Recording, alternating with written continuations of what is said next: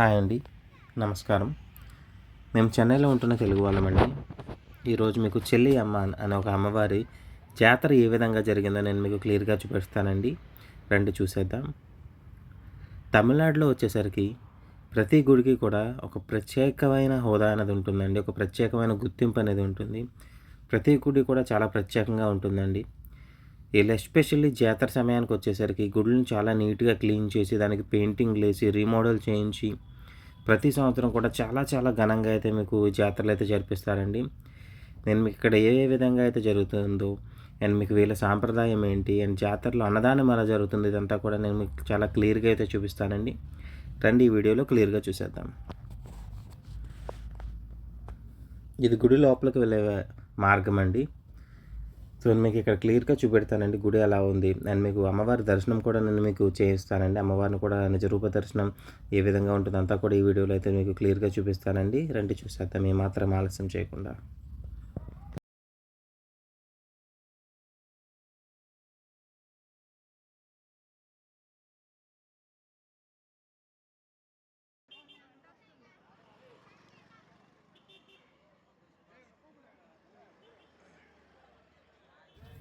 మనకి ఇక్కడ గుడిలో ఈ జాతర జరిగే సమయంలో క్రాకర్స్ కూడా కాలుస్తారండి. చాలా ఘనంగా అయితే కూడా కాలుస్తారు.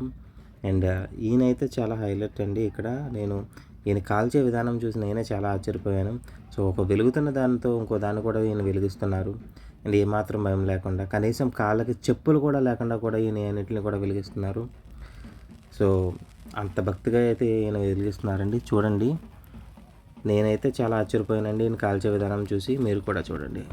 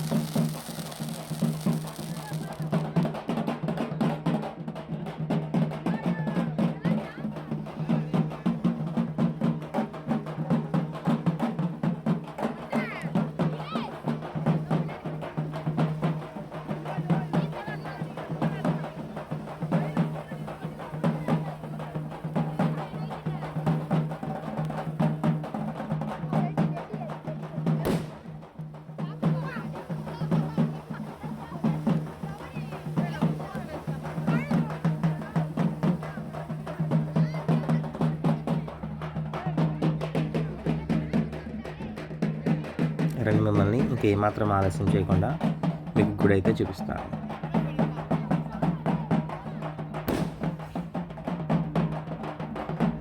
ఇది గుడి ఎంట్రన్స్ అండి. సో మీకు ఇక్కడి నుంచి చూసినట్లయితే మీరు డైరెక్ట్గా లోపల ఉన్న విగ్రహం అయితే కనబడుతుందండి. చూడొచ్చు మీరు. నేను క్లియర్గా చూపిస్తానండి.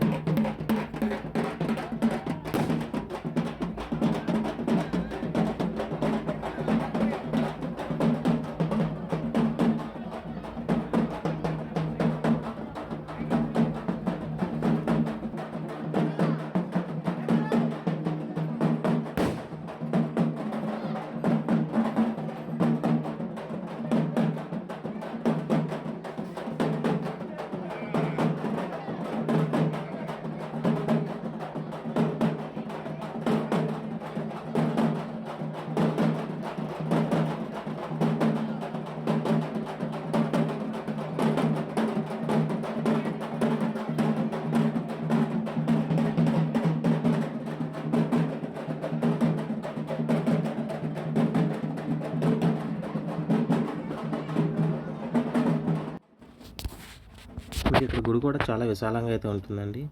సో మీకు ఇక్కడ అన్నదానం జరిగే చూడండి, పక్కన అన్నదానం అయితే పెడుతున్నారు.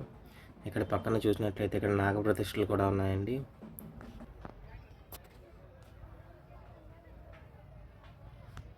చూడొచ్చు, మీకు అన్నదానం లైన్ కూడా చూడొచ్చు అండి. అండ్ తమిళనాడులో వచ్చేసరికి సో అన్నదానం అనేది చాలా ప్రత్యేకంగా చేస్తారండి. చాలా ఘనంగా అయితే చేస్తారు.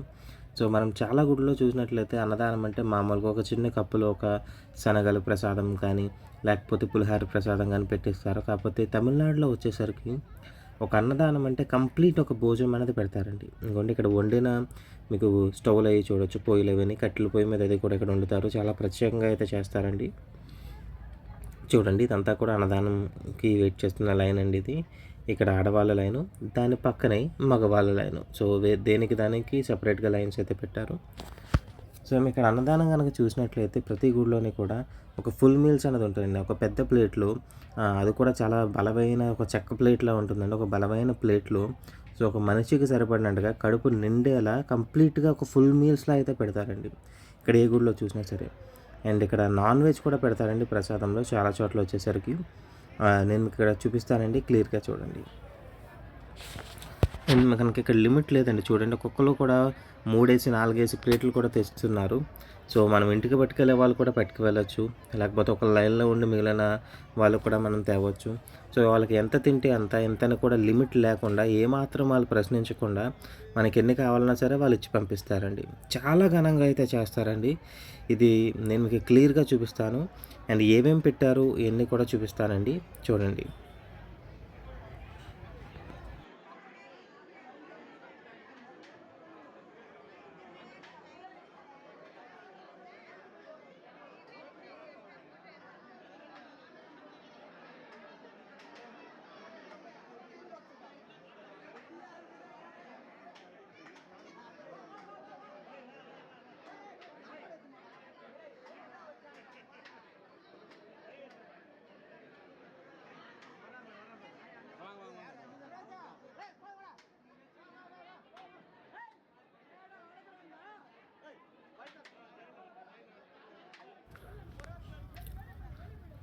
చూడండి వాళ్ళు పెట్టే విధానం కూడా చూడండి. నేను మీకు చెప్పాను కదా! ప్లేట్లనేవి ఒక చెక్క ప్లేట్‌లా ఉంటాయండి.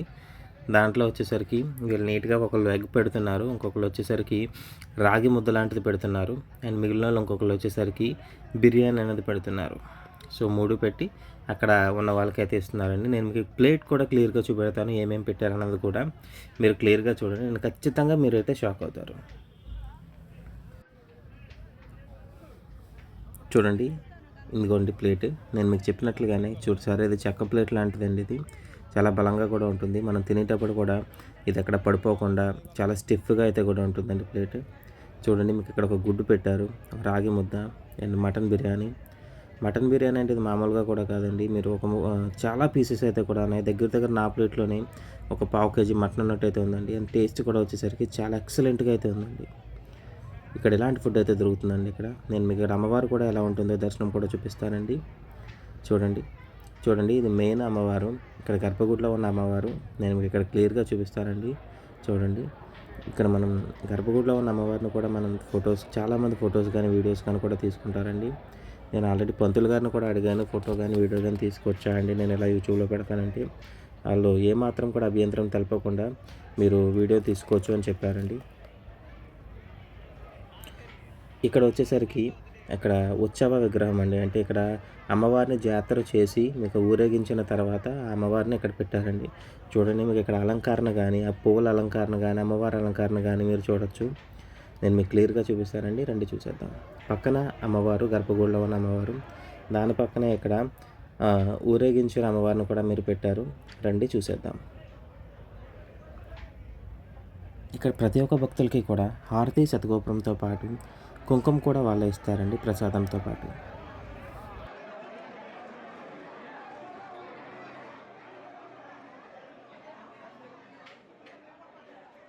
ఇక్కడ ఉండే కొలది కూడా భక్తుల రద్దీ కానీ, ప్రసాదం లైన్ కానీ, దర్శనం లైన్ కానీ పెరిగిపోయిందండి. సో మీరు ఇక్కడ చూడొచ్చు ఎంతమంది ఉన్నారో ప్రసాదం కోసం కానీ, దర్శనం కోసం కానీ. ఇక్కడ ప్రసాదం కూడా నేను చెప్పినట్లుగా ఎన్నన్నా తీసుకోవచ్చండి. చాలా ఘనంగా అయితే కూడా చేస్తారు. అదండి ఈరోజు వీడియో. మీకు నచ్చిందని అనుకుంటున్నాను. మరొకసారి కలుద్దామండి మరొక మంచి వీడియోతో.